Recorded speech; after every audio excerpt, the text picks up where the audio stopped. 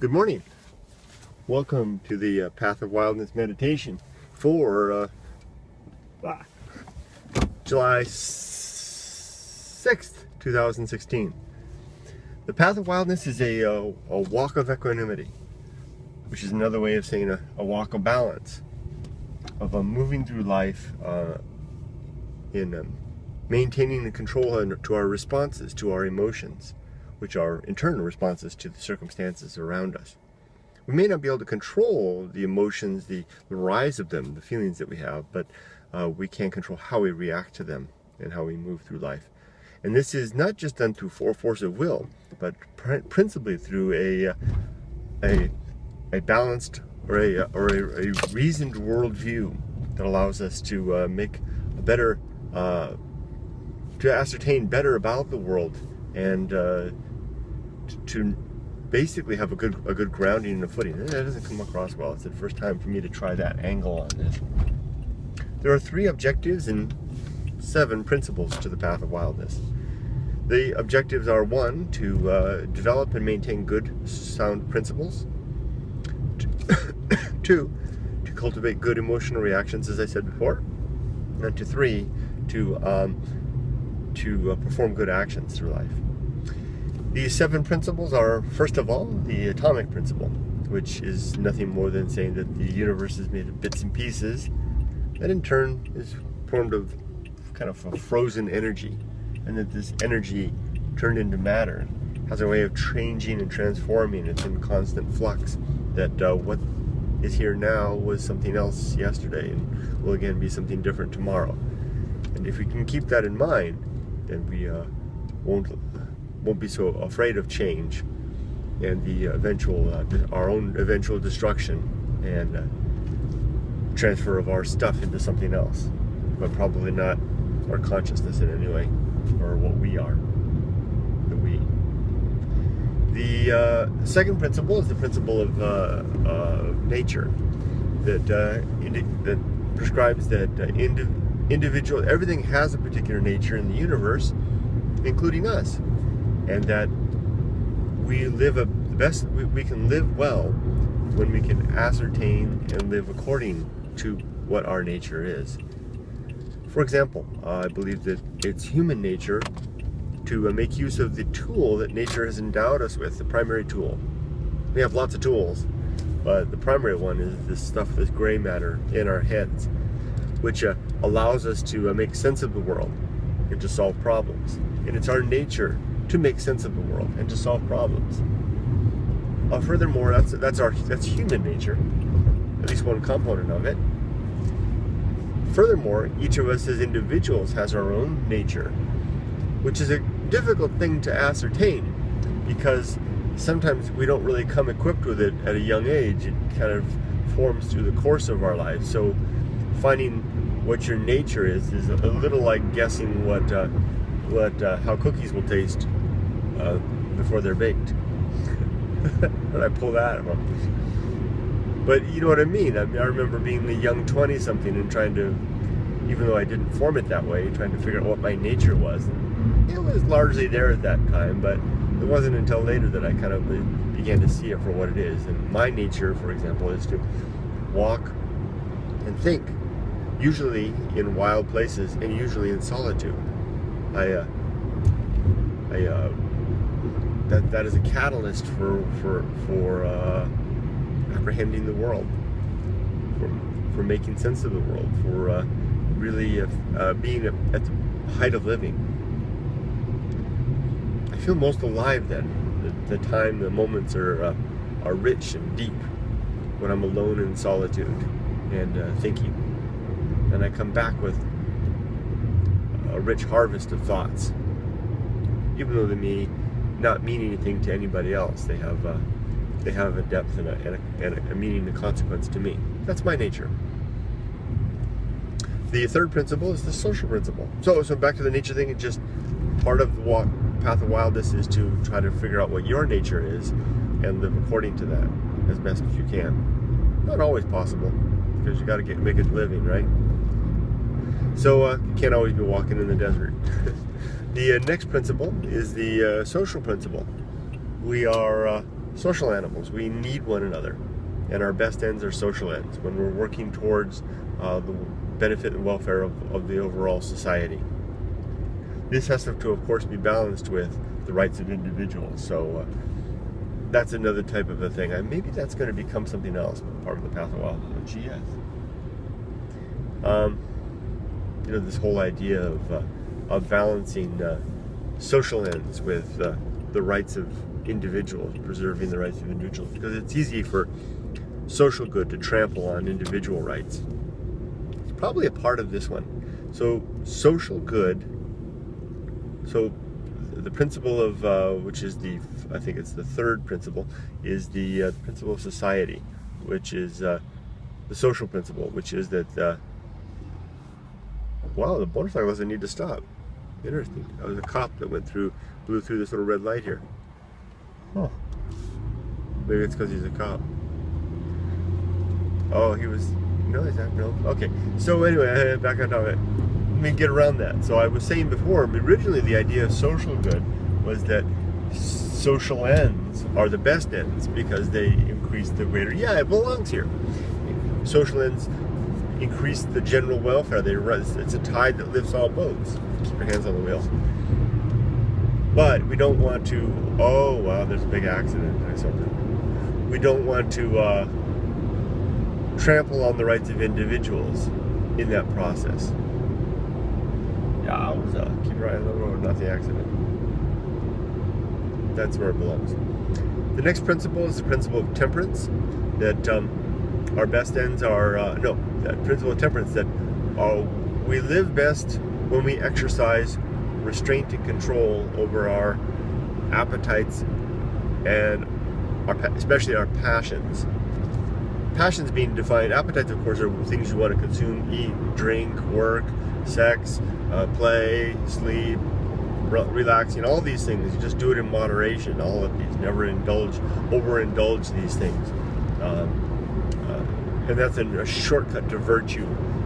Even if not working too much or not playing too much or not eating too much doesn't do anything for anyone else, it does something in terms of helping the individual to exercise restraint and control. You become stronger in that process.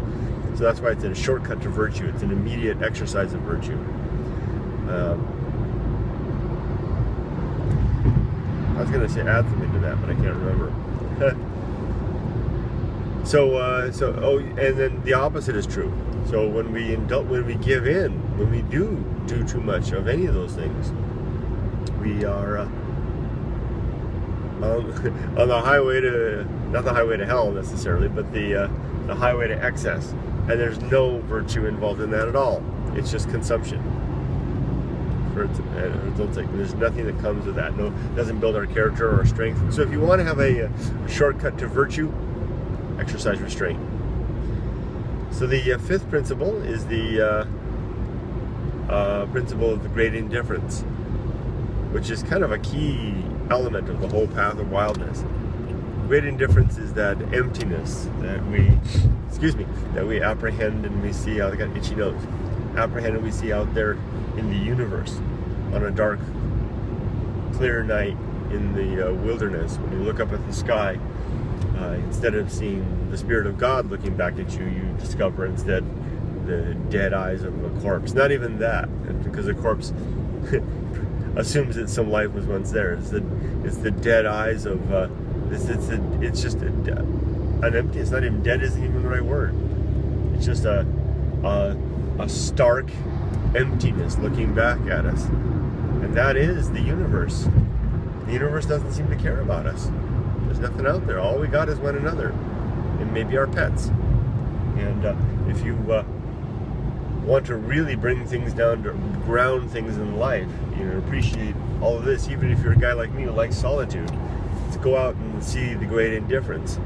Counter that, and then you come back and you're like, hey everybody, how can I be a good civic citizen? I want to be with you guys because I saw what's out there. It ain't much. It is, but it isn't. So that's the great indifference.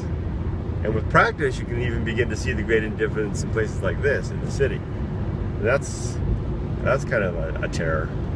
in the best sense of the word. Oxymoron? Terrifying goodness. The next principle is the principle of reason, which is the arbiter of truth.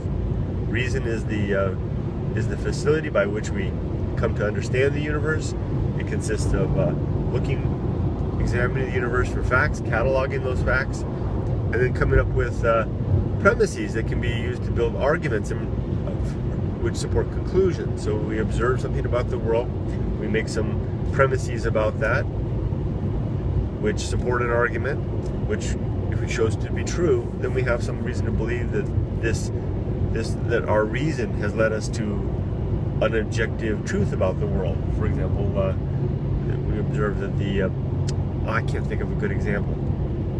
Okay, well we observe that there's incremental change in the frequency of alleles, genetic, bits, half a genes. That over generations, the frequency of a particular allele that codes for something like blonde hair or brown hair or whatever changes in the population, more or less. That's a fact. We can reveal it. See another fact, that a diversity of species across the planet over time. That's another fact. And we can come up with some conclusions that, for example, the first premise might be that allele frequency changes over time. That's the first premise.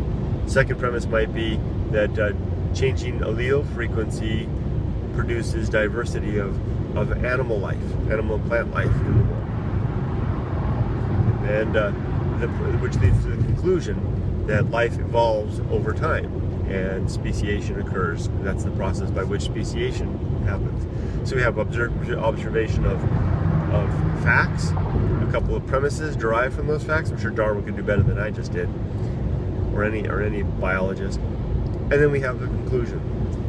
And if that conclusion allows us to make predictions about things, for example, to be able to say, if we look back at a particular layer of the fossil, we might be able to find a fish with legs. And then we go out and find such a thing, as we did with Tiktaalik, then that gives us basically a mechanism by which we understand the world. That's reason. It's the process that's using reason and logic to understand the world. And that's how, on the path of wildness, that's how we approach truth. We don't approach truth by what makes us feel good, or by authority, or at least unsubstantiated authority. I mean, I accept the authority of respected universities and in peer-reviewed science journals, because as doing the due diligence that I cannot do myself to help deliver vetted facts and observations about the universe. So that is a type of authority, but unfounded authority. I don't rely on that, or prophecy, or personal revelation, or preference. Those things have no place in a thorough understanding of the universe. So reason. And then finally, virtue. Virtue is the purpose of life. Some say that we non-believers can have no purpose in life without God, without a prescribed code of life. But we do. We develop a purpose, and that is a purpose that is, sure, it is subjective to the point that it is ours, that I'm not relying on delivered code from a higher being, and my prescribed values might be flawed, but that's part of being human, right? So I work with them, and I rely on reason to support them, and when they're shown to be weak, then I'll do something about it, change it or adjust it, look for input from others. So virtue is, as I said, it is living life such that we improve the welfare of as many people as possible while respecting the rights of individuals. Virtue is walking through life with that perspective and that attitude in mind. Developing good principles, controlling our emotional reactions, and performing good actions, and being open to adjusting the definition of those. And we perform virtue when we recognize that we're made of bits and pieces that change over time. When we seek after and abide our own human nature, or our own particular nature. When we seek after social ends while respecting the rights of individuals. When we exercise restraint in all things, temperance, which is a shortcut to virtue. When we see the great indifference everywhere around us and recognize that all we have is one another.